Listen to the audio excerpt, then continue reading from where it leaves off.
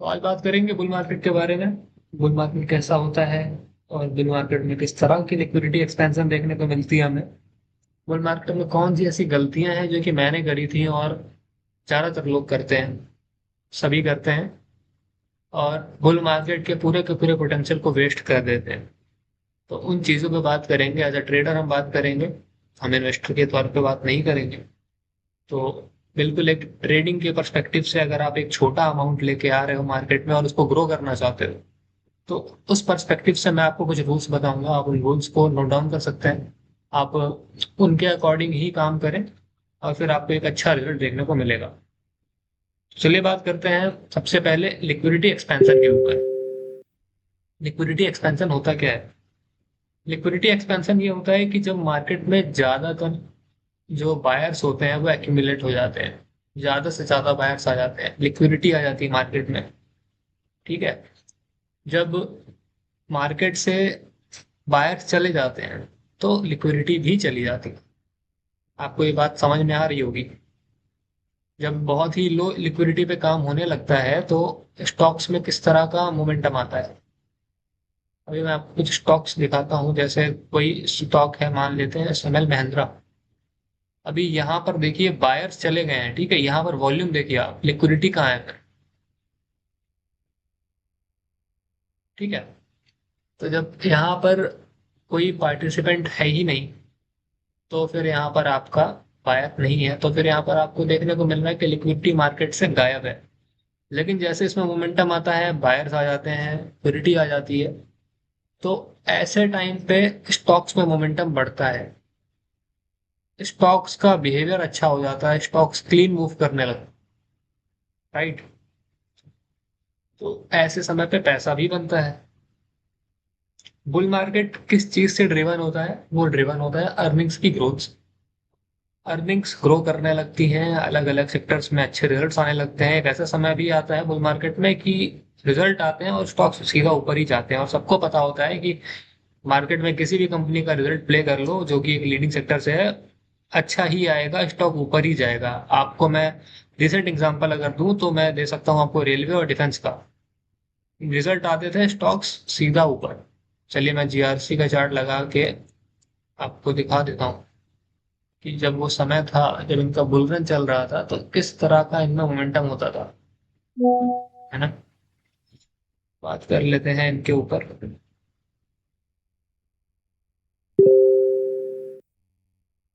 ये D D सब dividend वाले डेट्स हैं यार, अर्निंग्स को कहाँ है, देख नहीं रहा। शो नहीं हो रहा भाई यहाँ पर। चलो कोई बात नहीं, हो सकता है कि इन्होंने हटा दिया हो। बट मान लेते हैं कि एक अप ट्रेंड में चल रहा है यहाँ पर ही, और इस दिन रिजल्ट आता है, ठीक है। 3 अक्टूबर को रिजल्ट आता है। अगले दिन मार्केट पे ओपन होता है, ऊपर जाता है, उसके बाद और ऊपर जाता है, फिर सीधा सीधा ऊपर ही चला जाता है। इस तरह का मोमेंटम होता है। सीधा रिजल्ट्स के बाद एक तरफा एक्शन आता है।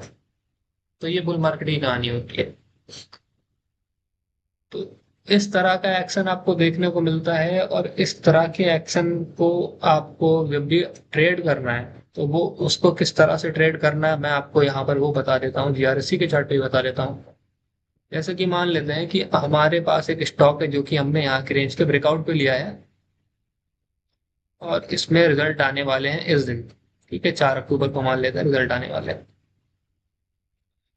मैंने यहाँ पे लिया, एंट्री हुई मेरी रेंज के ब्रेकआउट में, चलो ठीक है। मेरा स्टॉप लॉस कहाँ पे होगा? प्रीवियस डे कैंडल के लो पे। यहाँ पे मैंने अगर एंट्री करी है तो मेरे स्टॉप लॉस है यहाँ पे। लगभग 7-8% का स्टॉप लॉस आ रहा है, लेकिन इतना ही बनेगा। ठीक है। आप यहाँ पर खुद ही सोचो, अगर यही इसके बाद एक कैंडल आ जाती जो कि इस लो को तोड़ देती, तो क्या ये सेटअप वैलिड रह जाता? फिर ये फॉलो थ्रू सेलिंग में जाता। राइट।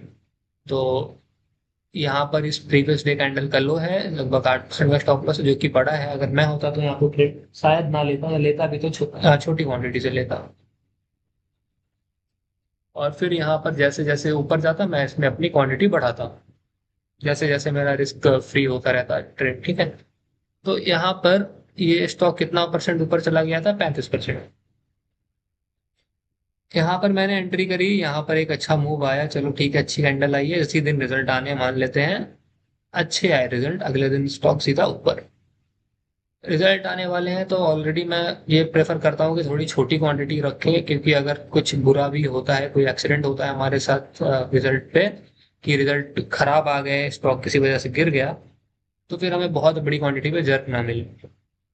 बट बुल रन में अगर आप किसी सेक्टर को अच्छी तरीके से समझते हो, बिजनेस की अंडरस्टैंडिंग रखते हो, तो इतना उस टाइम पे रिजल्ट प्रेडिक्ट करना इजी होता है कंपैरेटिवली इस तरह के मार्केट में। ठीक है, क्योंकि इस तरह के मार्केट में अच्छे रिजल्ट के बाद भी स्टॉक्स कई बार गिर जाते हैं, बिकॉज इस समय पे लिक्विडिटी स्वीप का जो कॉन्सेप्ट है ना, वो कुछ ज्यादा ही वर्क कर रहा होता है। हर तरफ से लिक्विडिटी ली जाती है, बायर की लिक्विडिटी, सेलर की लिक्विडिटी, हर तरफ से लिक्विडिटी ही ली जा रही होती है एक शॉपिंग मार्केट में। बट एक क्लीन मार्केट में रिजल्ट्स अच्छे होते हैं तो भी स्टॉक भागता है, अगर थोड़े से बुरे भी होते हैं या फिर इनलाइन नहीं होते हैं ना, तो अगर स्टॉक नीचे खुलता है तो फिर ऊपर चला जाता है। तो ये एक बात है जो आपको मैं बताना चाहता था, किस तरह से ट्रेड करना है। अभी यहाँ पर क्वांटिटी साइजिंग मैंने बात कर ली, यहाँ पर आपको स्टॉप लॉस रखना वो बात कर लिया, जिस तरह से हम इसमें पिरामिडिंग करेंगे उस पर भी बात कर ली। ठीक है, जैसे ही आपका ऊपर निकलता है कॉस्ट के, मान लेते हैं 5-6% ऊपर निकला, 8% का हमारा रिस्क है, 5-6% ऊपर निकल गया, तो उसके बाद आपको अपनी, जैसे कि यहाँ पर भी हम मान के चलते हैं कि ये वाली कैंडल बन गई थी, ठीक है, अच्छी क्लोज हो रही है, क्लोजिंग के टाइम पे मैंने थोड़ी सी क्वांटिटी और बढ़ा ली, और मेरा स्टॉप लॉस क्या हो गया, इस वाली कैंडल का लो। क्योंकि अगर अगली कैंडल बनती है जो कि यहाँ तक आ जाती है, तो काफी ज्यादा चांसेस है कि फिर यहाँ पर एक सेलिंग होने के चांसेस है। ठीक है, बट अगर मैं आपको बुल रन की बात बताऊं तो, एक मिनट, बुल रन की बात अगर आपको बताऊं तो बुल रन में ऐसा भी होता है कि कई बार लिक्विडिटी लेने के लिए आपकी बाइंग तक प्राइस आता है, तो उस समय पर ये वाला स्टॉप लॉस ही वर्क करता है बेटर। उस टाइम पे क्या होगा कि आपने यहाँ पे एंट्री करी, हो सकता है मैं अभी आपको कोई स्टॉक में दिखाऊं, टाटा एलेक्सी में तो कई बार ऐसा हुआ है, अगर आप उसको ऑब्जर्व करोगे तो आपको पता चलेगा। ठीक है, तो ऐसे स्टॉक्स होते हैं कि आपको अपने स्टॉप लॉस को बुल मार्केट में एकदम सटीक रखना होता है, उसके बाद मोमेंटम तो उसमें 99% कंफर्म होता है, स्टॉप लॉस सही रखना पड़ेगा वरना स्टॉप लॉस आपका हिट हो जाएगा। तो ठीक है, यहाँ पर GRSC हो गया, मैं आपको टाटा एलेक्सी में दिखा देता हूँ किस तरह की स्टॉप लॉस प्लेसिंग करना जरूरी है। ऐसे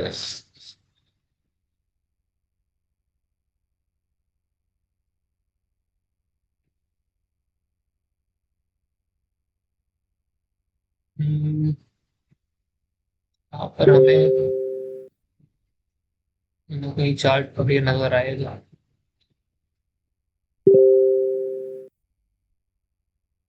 ओके, मिल गया मुझे। अभी आप यहाँ पर देखो, ठीक है, यहाँ पर हमने अगर एंट्री करी है, तो हमारा यहाँ पर जो एक ब्रेकआउट वाला जो कैंडल है वो लगभग यहाँ पर है। ठीक है, आपने मान लेते हैं एंट्री करी थी इस वाली कैंडल पे, आपका यहाँ कहीं पे बाइंग प्राइस है। ठीक है, प्राइस लगभग यहाँ तक आया, यहाँ तक की लिक्विडिटी लिया और फिर ऊपर गया। यही चीज कई बार ऐसा होता है कि आपका जहाँ ब्रेकआउट का लेवल है ना, यहाँ तक भी आता है प्राइस, क्योंकि अब यहाँ पर देखो, यहाँ पर इवेंचुअली इसी जोन को टैप किया एंड फिर ऊपर चला गया। तो यहाँ पर क्या होता है बुल रन में कि लिक्विडिटी बहुत ज्यादा ली जाती है स्टॉप लॉस की, तो स्टॉप लॉस हमेशा आपको सही जगह पे रखना है। कभी भी ट्रेड्स में आपको इस तरह की एंट्री नहीं करनी है कि आपने एक बहुत ही बड़ा रिस्क ले लिया है और उसके बाद आपका स्टॉप लॉस 8%, 10% का आ रहा है। 8-10% का रिस्क अगर बन रहा है तो बहुत ही अच्छा सेटअप है, बहुत ही ट्रेंडी सेटअप है, तो थोड़ी छोटी क्वांटिटी से ट्रेड करना बनता है। बट एग्रेसिव ट्रेडिंग अगर आप करते हो, और जो कि मैं करना पसंद करता हूँ, कि बड़ी क्वांटिटी मैंने डाली, तो मैं थोड़ा सा छोटा रिस्क प्रेफर करता हूँ।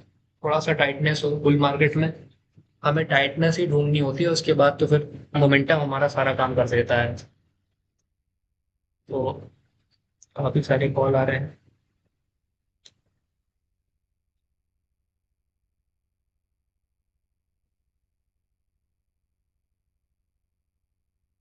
चलिए, टाटा लेक्सी पे मैंने बात कर ली, बुल मार्केट में किस तरह का आपको एक्शन देखने को मिलता है वो बात कर ली। ठीक है, चार्ट्स को हमेशा आपको इसमें बैक टेस्ट करके रखना पड़ेगा, पुराने चार्ट्स, राइट। अभी बात करता हूँ मैं सेक्टर रोटेशन की। सेक्टर रोटेशन किस तरह से बुल मार्केट में होता है। मान लेते हैं यहाँ पर हमारा आईटी चल रहा था, राइट। एक मान के चलते हैं, एक टाइम है, 3 महीने से आईटी चल रहा है। IT leading, IT leading from last 3 months. अभी 3 महीने में आईटी के स्टॉक 70 से 80% भाग चुके हैं, ठीक है। उसी टाइम पर एक दूसरा सेक्टर धीरे धीरे इमर्ज हो रहा होगा, स्टेज 1 से स्टेज 2 में जा रहा होगा। जैसे अभी करेंटली मुझे ऐसा चीज नजर आ रहा है, लाइक डिफेंस के कुछ प्राइवेट प्लेयर्स थे जो कि अच्छा खासा भागे, अभी वो साइडवेज जा रहे हैं। बट अभी यहाँ से केबल की कंपनीज, थोड़ा data centre related companies, water segment की कंपनीज है ना, ये चिप वगैरह की कंपनीज, ये स्टेज 1 से स्टेज 2 में धीरे धीरे शिफ्ट होती हुई नजर आ रही हैं। तो इनमें अभी एक बड़ा मोमेंटम देखने को मिल सकता है। तो ये जो बुलरन का अर्ली फेज होता है, इसमें इस तरह से ही देखने को मिलता है कि जो एक लीडिंग सेक्टर था 2-3 महीने का मूव किया, एंड देन उसके बाद नेक्स्ट क्वार्टर से या फिर मिडिल ऑफ द क्वार्टर ही एक नया सेक्टर इमर्ज होता है, नया मूव देने के लिए तैयार हो जाता है। एंड हमें देखना पड़ता है कि कौन सा ऐसा स्टॉक है जो कि हमें रेगुलर स्कैनिंग से ही पता चलेगा। रेगुलर स्कैनिंग इसलिए मैं कहता हूँ कि बहुत ही ज्यादा इंपॉर्टेंट है, चाहे बुल मार्केट हो, चाहे बियर मार्केट हो, चाहे साइडवेज मार्केट हो। आपको 365 दिन में अगर 222 दिन मार्केट ओपन है तो 222 दिन आपको रेगुलर स्कैनिंग करनी चाहिए। 222 दिन में अगर मान के चलता हूँ मैं 22 दिन किसी वजह से नहीं कर पाए, लेकिन 200 दिन तो आपको करनी चाहिए। और वीकली बेसिस पे जब वीकेंड होता है ना, तो फिर आपको कुछ किताबें पढ़नी चाहिए, ठीक है। अगर आप पढ़ते हो तो जरूरी नहीं है ट्रेडिंग के रिलेटेड पढ़ो, कुछ भी पढ़ सकते हो, ठीक है। कोई नोवेल पढ़ सकते हो। इससे क्या होता है ना कि आप सोशल मीडिया के शोर में नहीं जाते। आप एक अपना जो एंटरटेनमेंट का जरिया है वो खुद आप अपने पास रखते हो खुद, क्योंकि किताबों में आप अगर कोई नॉलेज ले रहे हो, कुछ भी कर रहे हो, तो एक आ, ऐसा नॉलेज आप लोगे जो कि आपके दिमाग में जा रही है, कुछ प्रोग्रेसिव चीजें बिल्ड करती है। बट आप यूट्यूब पे कुछ देख लिए, इंस्टाग्राम पे कुछ देख लिए, चलो यूट्यूब पे तो फिर भी थोड़ा सा कंटेंट समझ में आता है, शॉर्ट्स को छोड़ दोगे। इंस्टाग्राम पे लोग टिप बांट रहे हैं बहुत ज्यादा, कोई कुछ बता रहा है, कोई न्यूज बता रहा है, कोई वॉर बता रहा है, कुछ भी बता रहा है, ठीक है। तो उसमें आप इतनी सारी गॉसिप पॉप्स लेके ना अपने दिमाग में कभी भी क्लैरिटी के साथ सोच नहीं पाओगे, कभी ट्रेड नहीं कर पाओगे। तो बेटर है कि कुछ बुक्स पढ़ो, अपने दिमाग को एक ऐसा मील दो जो कि जिसको खाने के बाद वो एक अच्छा आउटपुट निकाल सके, राइट। तो बस एक ये थोड़ा सा ऑफ द टॉपिक है, लेकिन ये ऑफ द टॉपिक चीजें भी मार्केट में बहुत ही ज्यादा अपने दिमाग को इम्पैक्ट कर रही होती हैं। बिकॉज अगर आप मान के चलो बहुत ही ज्यादा इम्पल्सिव डिसीजन लेते हो रील्स देख देख के, है ना, तो वो चीजें होती हैं। अभी मैं अपनी खुद की बात करूँ तो मैं शुरू शुरू में एक नॉर्मल बच्चा जैसा होता है वैसा ही था, रील वगैरह देखता था, बहुत देखता था। लेकिन अभी मेरा जो इंस्टा का अकाउंट है उस पर ज्यादा मीम वगैरह आता नहीं है। जिसपे दोस्त वगैरह हैं थोड़ा बहुत, वो अलग अकाउंट है, लेकिन जो मैं पर्सनली यूज करता हूँ, कुछ अगर मेरे को देखना है रील वगैरह, तो वो ऐसे अकाउंट्स को मैंने फॉलो कर रखा है कि जहाँ पर सिर्फ ट्रेडिंग रिलेटेड कंटेंट या फिर जो नॉलेज रिलेटेड कंटेंट है, मार्शल आर्ट्स, बॉडी ट्रेनिंग, ठीक है, इनसे रिलेटेड कुछ चीजें आती हैं। तो शूटिंग वगैरह मुझे पसंद है, उसके रिलेटेड आता है। तो ऐसी चीजें आप भी अपनी इंस्टा की फीड में डालें, ना कि उल्टे सीधे कुछ जो आजकल मीम वगैरह चलते रहते हैं, ठीक है। तो ये एक इम्पॉर्टेंट टॉपिक है, इसको भी आप ध्यान दें, किताबें पढ़ें जरूर है। मतलब किताबों में आप, एक किताब मैंने पढ़ी है ट्रेडिंग इन द जोन, उसको जरूर पढ़ें, क्योंकि मुझे एक दोस्त ने रिकमेंड करी थी, जो कि डीसीटी मेंबर है। उन्होंने रिकमेंड करी थी और उन्होंने बर्थडे पर मेरे गिफ्ट करी थी मुझे। तो उन्होंने काफी फोर्स करा मेरे को पढ़ने के लिए। वैसे तो मुझे किताबें पढ़ने का बिल्कुल शौक नहीं है, थोड़ा सा ये डिफरेंट है मेरे केस में कि मुझे किताबें पढ़ना बहुत ज़्यादा पसंद नहीं है। बट मैं धीरे धीरे हैबिट अपनी बिल्ड कर रहा हूँ कि मुझे किताबें पढ़नी है, ठीक है। थोड़ी बहुत पढ़ लेता हूँ, रेगुलर नहीं पढ़ता हूँ क्योंकि काफ़ी ज़्यादा बिजी रहता हूँ। लेकिन आपको भी मैं ये बात थोड़ा ज़्यादा एग्जैगरेट करके बता रहा हूँ, बिकॉज आप इसको रिलेट कर पा रहे हो। आपको भी अगर किताबें पढ़नी है तो आप भी पढ़ो, रोज मत पढ़ो, लेकिन जब भी पढ़ो ना उसको दिमाग से पढ़ो, दिल लगा के पढ़ो उसको। क्योंकि मैं क्या है कि मैं अपना खुद का रिसर्च करता हूँ, मैं चीज़ों में बिजी रहता हूँ, तो मेरे पास उतना समय नहीं बचता है। तो ये एक चीज़ है जो कि आपको पढ़नी चाहिए। कुछ नहीं मिल रहा, जब भी छुट्टी है, वीकेंड है, कुछ नहीं है करने को, तो किताबें पढ़ लो, रात में 10 मिनट पढ़ लो। तो ये एक आपको बोलते बोलते मुझे भी अच्छा लग रहा है कि मैं खुद को भी एक तरह से मोटिवेट कर कि मुझे भी ऐसा करना है। ठीक है। तो सेक्टर रोटेशन पे मैंने बात कर ली। एक लास्ट 3 महीने से कोई सेक्टर लीड कर रहा है, उसमें मोमेंटम आया हुआ है, उसके बाद आप उसको छोड़ दें। उस समय के लिए वो 1-2 महीना साइडवेज जा सकता है, थोड़ा सा पॉज ले सकता है। आप तब तक देखें कि दूसरा स्टॉक, दूसरा सेक्टर कौन सा रेडी हो रहा है, तैयार हो रहा है। कभी भी एक सेक्टर के पीछे पड़ के पागल मत हो जाए। जब भी चलता है, तो जैसे लास्ट टाइम चला था तो रेलवे डिफेंस चला था।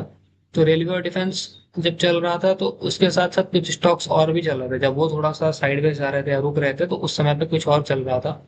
इवन तो रेलवे और डिफेंस में काफी अग्रेसिव रैली है, ऐसा होता नहीं है आमतौर पे, लेकिन बहुत ही ज्यादा अच्छी रैली थी वो। तो वो एक बहुत ही ज्यादा कंसंट्रेशन के साथ रैली आई थी। लेकिन नॉर्मल अगर आप देखो, जैसे टाटा एलेक्सी में आप देखो, टाटा एलेक्सी में जब बुल रन आया था, आप यहाँ पे देखो। ठीक है। तो यहाँ पे आप 30 दिसंबर से लेके 11 फरवरी तक, लगभग 2 महीने तक आप साइडवेज रह गए, राइट। तो इन चीजों को आप बिल्कुल ध्यान दें।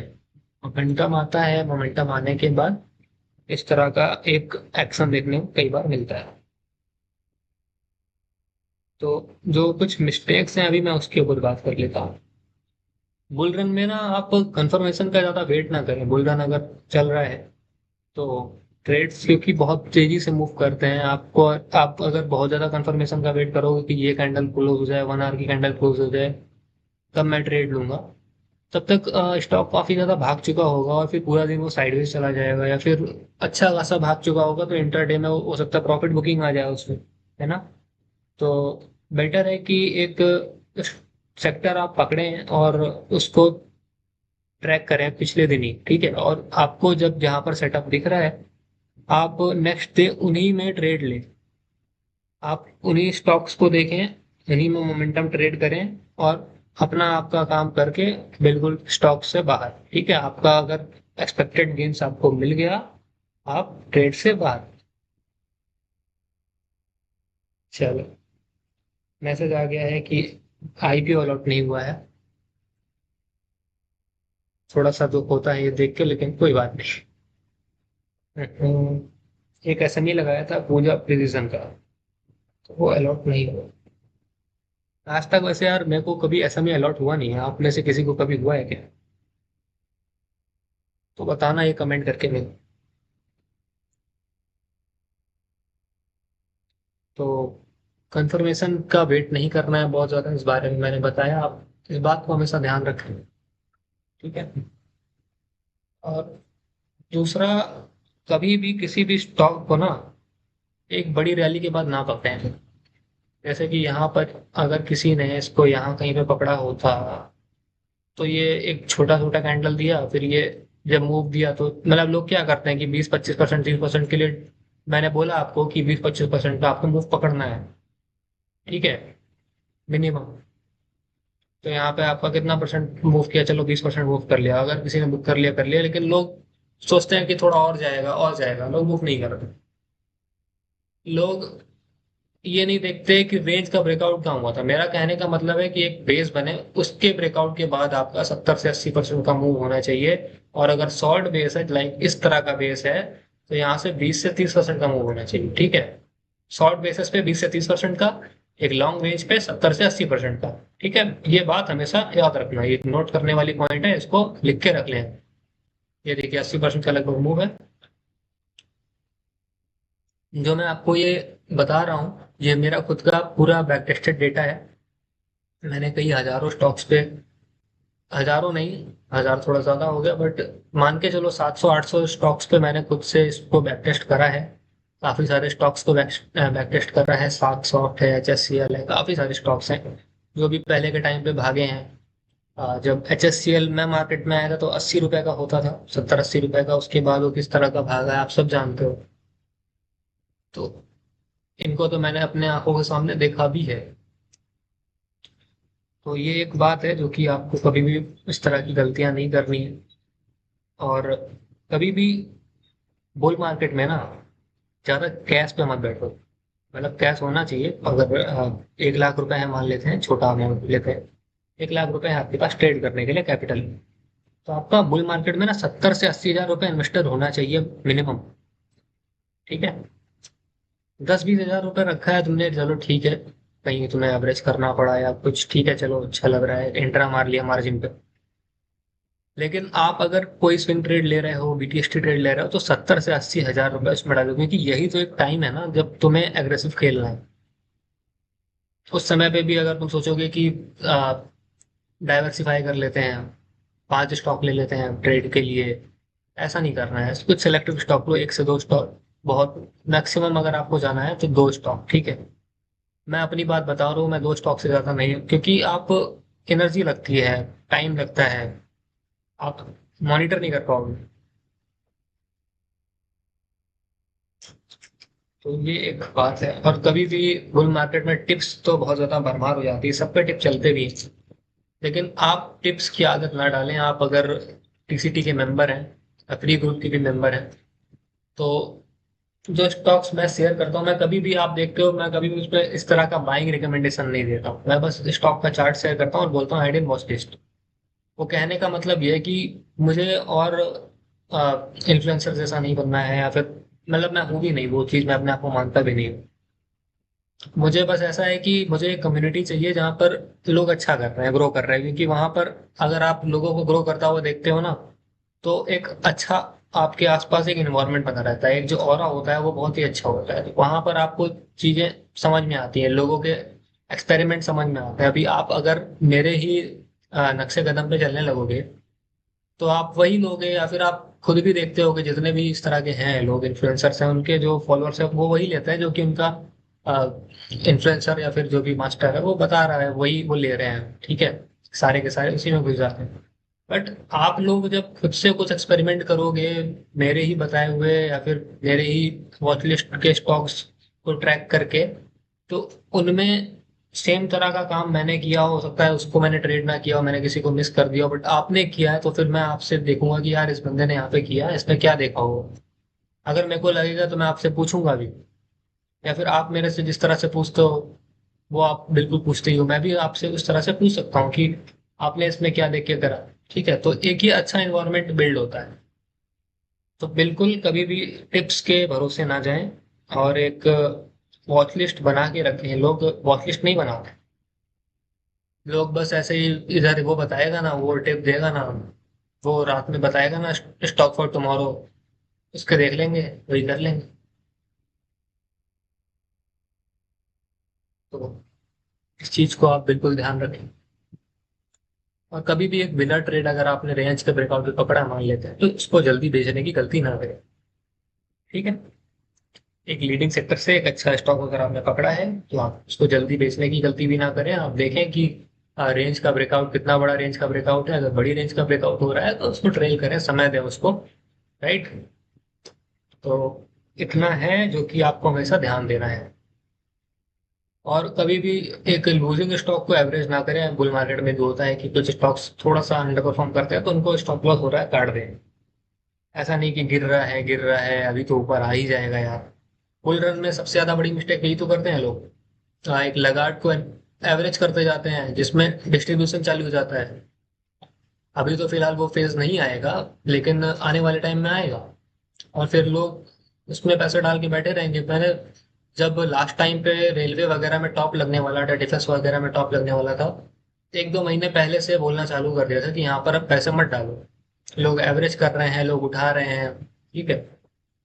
टाटा मोटर्स में मेरे को याद है 1170 रुपए के आसपास मैंने इसमें बताया था कि टॉप लगा है। टाटा मोटर्स क्या रखते, उसमें स्प्लिट हो गया, डिमर्जर हो गया है, तो कोई बात नहीं, लेकिन मुझे याद है तो उस समय पे लोग टारगेट दे रहे थे 1300, 1400, 1500। तो ये सब फालतू की चीजें हैं, डिस्ट्रीब्यूशन देखना आना चाहिए। उस पर कभी मैं वीडियो बना दूंगा, काफी एडवांस टॉपिक है, उसको मैंने उस समय पे समझाया भी था। ठीक है। अभी यहाँ पर एक और चीज देखें आप, यहाँ पर ये जो ब्रेकआउट हुआ था यहाँ पर, इसके लिक्विडिटी, उसके बाद धीरे धीरे करके फिर एक नेक्स्ट मूव आया। ठीक है। बड़ा मूव आया। यहाँ से अगर आप देखो तो कितना बड़ा मूव आ गया। तो ये लिक्विडिटी लेने का कॉन्सेप्ट जो है मार्केट में हमेशा रहता ही है, तो इसको हमेशा आप ध्यान दें। ठीक है। तो अभी मैं आपको कुछ पॉइंटर्स लिख के बता देता हूँ कि आपको करना क्या क्या है। सबसे पहला तो avoid social media. Social media आप पूरा तो नहीं कर पाओगे। Avoid excessive use of SM, ठीक है, सोशल मीडिया। और हमेशा आइडेंटिफाई करें कौन से थीम चलने वाले हैं। स्टॉक्स एंड सेक्टर्स थ्रू कैसे करोगे? डेली स्कैनिंग के थ्रू। कहाँ चला जाओ बेटे?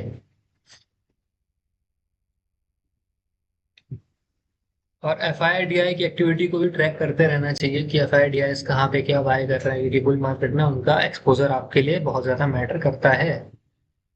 ठीक है।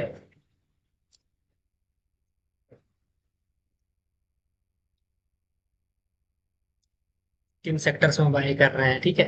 तो इन चीजों को ध्यान दें। वैसे तो चार्ट्स पे पता चलता रहता है जहाँ पे मोमेंटम बना हुआ है, लेकिन क्वार्टर बेसिस पे डेटा अपडेट होता है, या फिर कौन सा वेबसाइट है, मेरे को नाम याद नहीं आ रहा है। एक investing.com है, तो वो भी है, और एक और भी है, मेरे को याद नहीं आ रहा नाम, शायद टिकर है, टिकर टेप। तो उस पे शायद देखने को मिलता है। तो मैं तो सही बताऊं तो मैनुअली यूज करता हूँ चार्ट्स का, FIDI की बाइंग देखने के लिए, और थोड़ा बहुत फंडामेंटल्स और इकोनॉमी की समझ। मैं कोई वेबसाइट वगैरह यूज नहीं करता हूँ पर्सनली, लेकिन आपको अगर अभी आप बिगिनिंग फेज में हो तो हो सकता है कि आपको दिक्कत आती हो इन चीज़ों को समझने में, तो आप डायरेक्टली वहां से जाके देख सकती हैं। और हमेशा अर्निंग्स को देखो, अर्निंग्स को ट्रैक करोगे तो अपने आप ही तुम्हें पता चल जाएगा कि किस सेक्टर में अर्निंग की ग्रोथ है, कहाँ पे पैसा बन रहा है।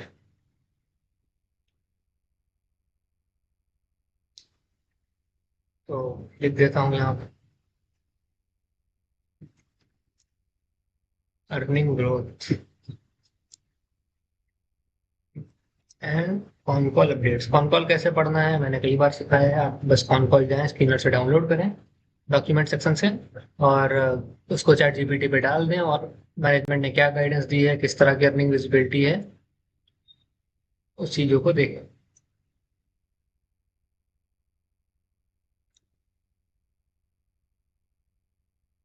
कि मैनेजमेंट, और एक बात ये भी देखें कि मैनेजमेंट ने जो पिछला कॉन कॉल में अपडेट दिया था अर्निंग विजिबिलिटी को लेके कि हम इतना अचीव करेंगे, वो अचीव किया कि नहीं, वो भी जरूर देखें।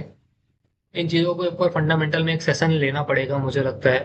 अगर कभी लाइव आके करेंगे, ये काम लाइव करेंगे तो ज़्यादा अच्छा लगेगा। आपके डाउट जो भी होंगे वो आप क्लियर कर लोगे।